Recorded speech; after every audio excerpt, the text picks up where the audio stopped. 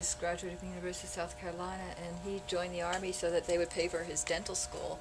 And he came upon the idea rather quickly, and I was visiting my sister and brother-in-law, and it was almost a little bit the same sense here, is that then my brother-in-law, who was a retired surgeon, kind of said, well, you know, a partner of mine was in the reserves, and he did end up serving a couple tours in Iraq or Afghanistan or someplace. So, you know, he might get into a war zone, but they never really engaged what the risks were for him, or even any conflict of values. And I mean, I think we did maybe get to the best point possible.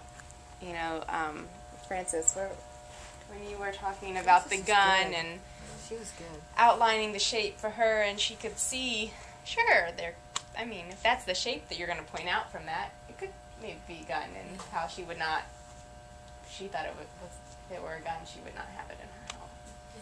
Yeah.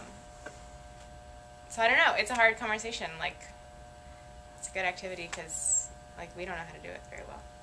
That's a great activity because that wall it's very familiar, you know, like it comes up in many different forms and different conversations, but and the thing that was striking to me as I was up talking with Mrs. Goodwill is there was this opening when I connected emotionally. Like there was a lot of warmth and willingness to be open when I was you know, bringing forth warmth as well.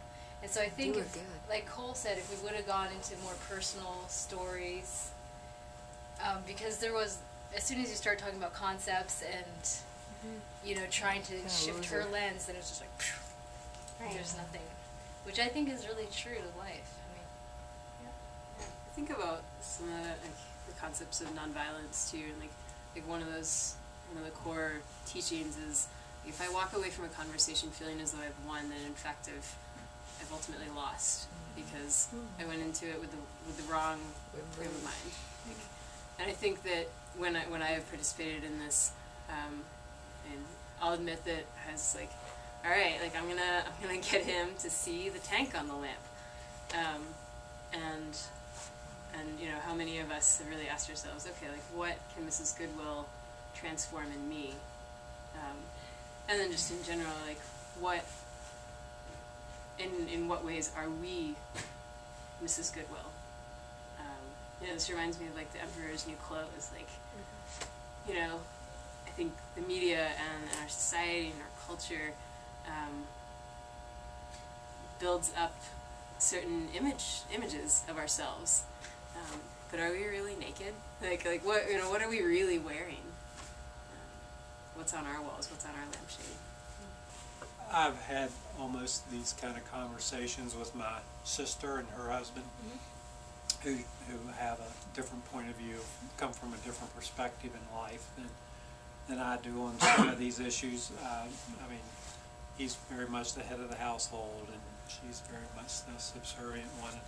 But she seems to be very happy in that role. I mean, she seems to be, but we've had conversations about conflict and how to resolve those kind of things, and it's sort of like the conversation that was going on up here, and finally, after several years of doing that, and we just sort of have agreed we literally haven't said, okay, we agree not to talk, but you know, we just don't talk about it anymore.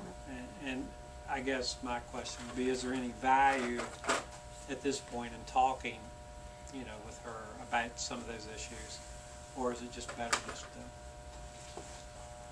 I think we can be more willing to live in that tension if we begin to really recognize, like, transformation requires sacrifice, and if we can really hone in on, like, what would Mrs. Goodwill have to sacrifice in order to see the tank on the lampshade, and it really, like, pull the carpet out from her entire, like, worldview.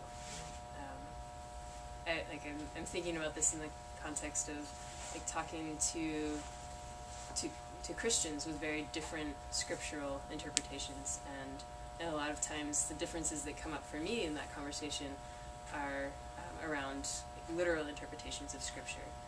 And so if I if I'm going to get somebody to change their thinking on a certain passage, on a certain piece of scripture, then really that's asking them to pull out the rug on their entire foundation of understanding of scripture and faith and religion. And that's a huge sacrifice. Am I willing to make that same sacrifice? And if I can have compassion for them and their unwillingness to dismantle their foundation, then I think I'm much more capable of living in that tension with them.